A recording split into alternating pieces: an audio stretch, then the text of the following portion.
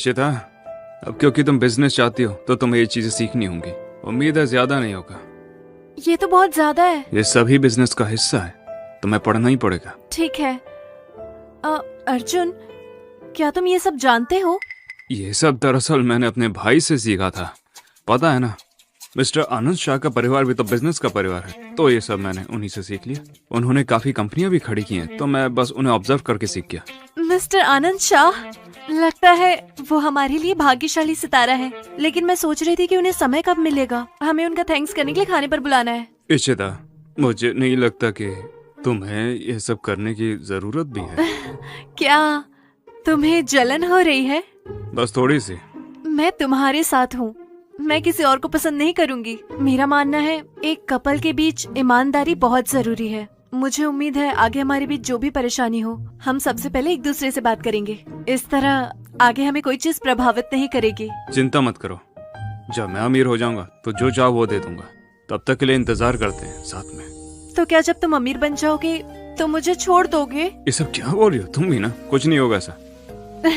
तो फिर कोई दिक्कत नहीं है। अरे हाँ, तुम्हें मिस्टर शाह से पूछना चाहिए। जब उनके पास समय होगा तो हमें उन्हें थैंक्स कहने के लिए खाने पर बुलाना है, नहीं तो हमें शर्मिंदगी होगी। तो फिर ये कुछ दिनों में कर सकते हैं। ठीक है, तो फिर आगे मैं एक रेस्टोरेंट ढूंढ लेती हूँ। नहीं, तुम चिंता मत करो, मैं देख लूंगा। तुम जब तक पढ़ाई पर ध्यान दो, वो ज्यादा जरूरी है।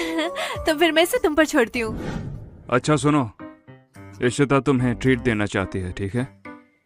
कोई अचंभा नहीं है कि आपने मुझे अचानक कॉल कर दिया, वो भी क्योंकि आपकी वाइफ की जो रिक्वेस्ट थी, है ना? वरना आप तो मुझ जैसे पुराने दोस्त को याद ही कहाँ करते हैं। सही कह रहा हूँ ना सर? सुनो, अगर तुमने मुझसे फिर से ऐसे बात की ना, तो जब भी हम अगली बार मिलेंगे तो मैं तेरा मुंह तोड़ दूंगा, समझा? मैं तो बस सिर्फ मजाक कर रहा था सर, मैं बस मूड को लाइट कर रहा था। ओह अच्छा, मैं देख सकता हूँ तुम्हारे पास बातों के लिए बहुत टाइम। लगता है तुम उतने भी बिजी नहीं हो। हमने डिनर कर रखा है, वो भी ताज होटल में, तो टाइम पर पहुंचना। ठीक है, चलता हूँ। मिस इशिता, आने में इतना टाइम कैसा लग गया आपको? माफ कीजिए मिस्टर शाह, यहाँ आते वक्त बहुत ट्रैफिक था, इसलिए ज्यादा समय लग गया। माफ कीजिए, मुझे खेद है। उसके लिए माफ करना। अरे कोई बात नहीं, ऐसा तो होता रहता है। तो चलिए खाना शुरू करते हैं। हम तीनों खाना खा रहे हैं, लेकिन हमने बहुत ऑर्डर कर लिया, इसमें तो बहुत पैसा खर्चा हुआ होगा। मिस इशिता, सब ठीक तो है ना? हाँ? खाना पसंद नहीं आया? ये तो होटल की सिग्नेचर डिश है। नहीं नहीं, ये तो स्वादिष्ट दिख रहे हैं। तो फिर चलिए शुरू करते हैं। अर्जुन, मैंने सुना तुम यहाँ खाना खा रहे हो। क्या कहा? सुना? कहाँ से सुना? अरे वो तो गलती से आ गए। अच्छा सुनिए ना सर, ये बस पूछ रही थी कि इसे भी आगे बैठना, तो मैंने बोल दिया बैठ जाओ।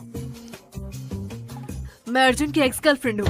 सुना उसकी शादी हो गई, तो देखने आई कि आखिर किस तरह की लड़की ने उसका दिल जीत लिया। इशिता, ये यहाँ की सबसे मशहूर डिश है, प्लीज खा के देखो ना। ये लो।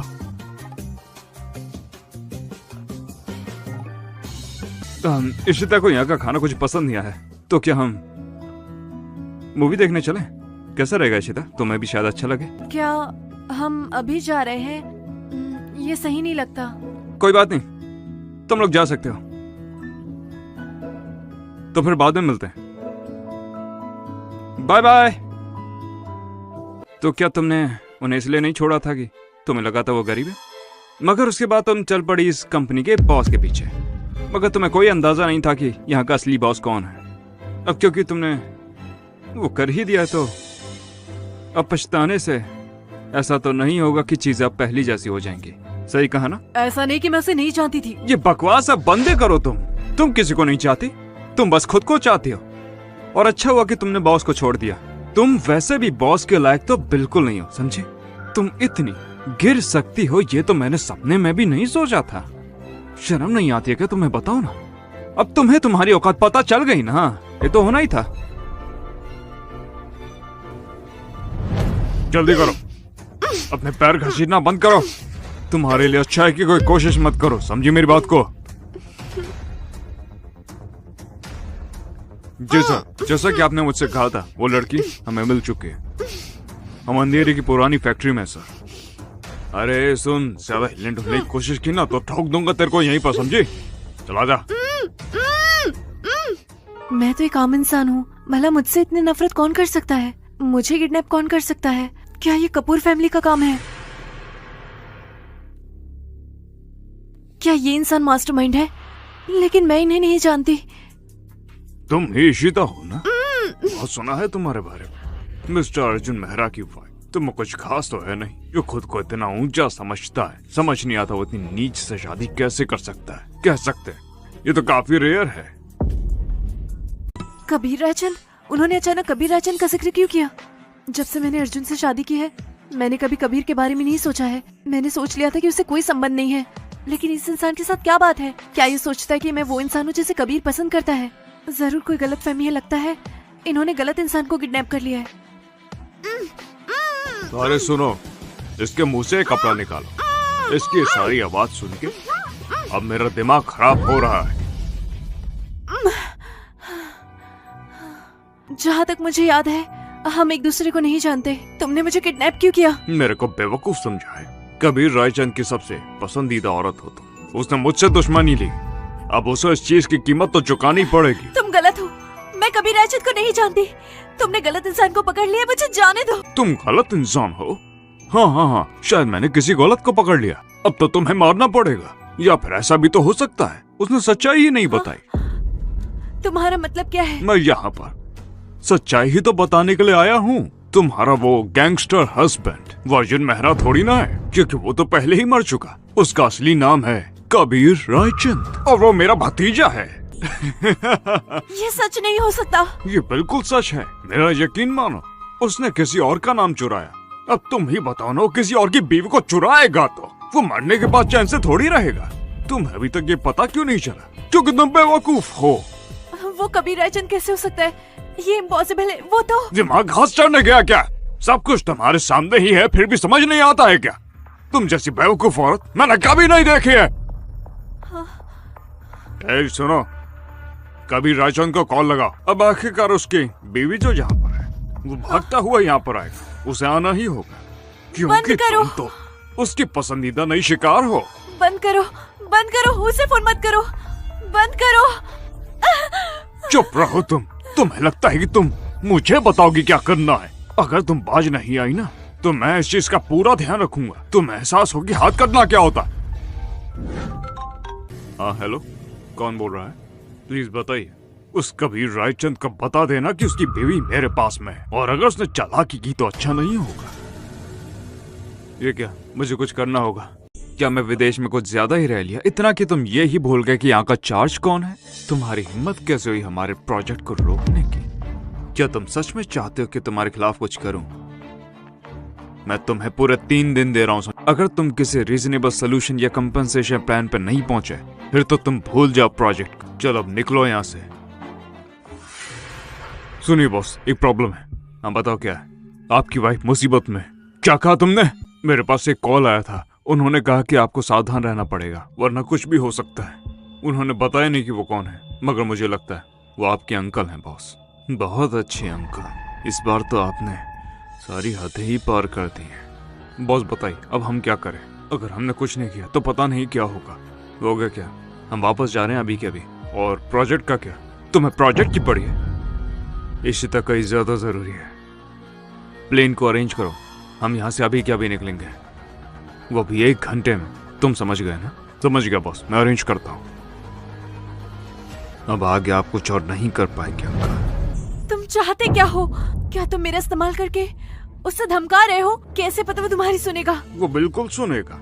तुम जो हमारे पास में हो, तुम्हारे होते हुए मुझे हार मानने से भी डर नहीं लगता। अरे मैं तो बस उसकी कंपनी हड़पना चाहता हूँ, जो कि जाहिर है दरअसल मेरी होनी चाहिए थी।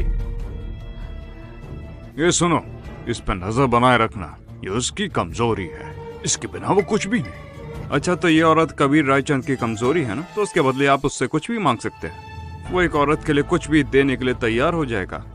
ये लड़की हमारा सोने का इक्का है बॉस। मैं अभी तो वही कह रहा था, यही हमें जितवाएगी। ऐसा लगता है कि मानो वो पागल हो गया। वो तुम्हें चुनेगा, भले ही दांव पे सब कुछ क्यों ना लगाओ, मैं जानता हूँ तुम्हें चुनेगा। आखिरकार वो कबीर रायचंद जो है, ग्रुप में बदलाव लाने का वक्त आ चुका है। धिक्कार है तुम पर। तुम जैसे इंसान पैसों के लिए कुछ भी कर सकते हैं। और पता है तुम इसी में गलत हो। मुझे पैसों के लिए कुछ भी नहीं करना पड़ेगा। जबकि सब कुछ अपने आप चलकर मेरे पास खुद ब खुद आ जाए, तो मैं समय क्यों बर्बाद करूं? मेरी प्यारी नीस इन लॉ, चिंता मत करो, हम तुम्हें वैसे भी कुछ भी नहीं करेंगे। सही कहा, अगर तुम्हें कुछ हो गया तो हमारे पैसे तो गए। हाँ, क्योंकि सिर्फ तुम ही हमारे पास हो जिसके बदले कुछ मांग सकते हैं। अब चलो देखते हैं कि वो समय पे आ भी पाता है कि नहीं। टाइमर शुरू करो। हाँ बस करता हूँ बॉस। अगर 1 घंटे के अंदर वो यहाँ पर नहीं पहुँचा तो उसकी दोनों टांगों में से कोई एक टांग तुम तोड़ देना, समझ गया बॉस? इशिता कहाँ पर है बताओ बॉस। अच्छी बात यह है कि आपने जो उसे नेकलेस दिया था उसके अंदर ट्रैकर था। उस ट्रैकर के लोकेशन के हिसाब से उन्हें होना चाहिए अंधेरे की पुरानी बिल्डिंग में। वो लोग वहां पर क्यों हैं? जल्दी करो। ठीक है।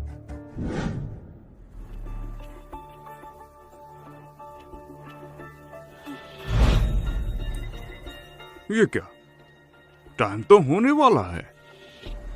ये रायचंद कहां पर है? दिखाई तो दे नहीं रहा मुझे। अगर ऐसा है तो हमें इसका एक पैर तोड़ना पड़ेगा। हमारे पास कोई रास्ता नहीं है, हमने उसे पहले ही बोला था। ए सुनो, पहले रायचंद को मैसेज भेजना, फिर पैर तोड़ना। उसे पता तो चले कि जो भी हुआ वो उसकी गलती थी। मेरे पास बताओ। डर लग रहा है, ये ऐसे तोड़ेगा पता भी नहीं चलेगा। ये एक्सपर्ट है। तुम पागल हो, तुम बिल्कुल पागल हो। तुम रोना बंद कराओ। वो कंपनी मेरी होनी चाहिए थी, उसके बजाय वो आखिर उसको क्यों मिली? ये सही नहीं है। जो असली उत्तराधिकारी है उसे मिलनी चाहिए थी कंपनी, उसके बजाय उसे कैसे मिल गई? ये सही नहीं है, उन्होंने सही नहीं किया। मेरा मानना है वो सही है, जो तुम्हें नहीं दे रहा क्योंकि तुम एक अपराधी हो। वीडियो मजा आ रहा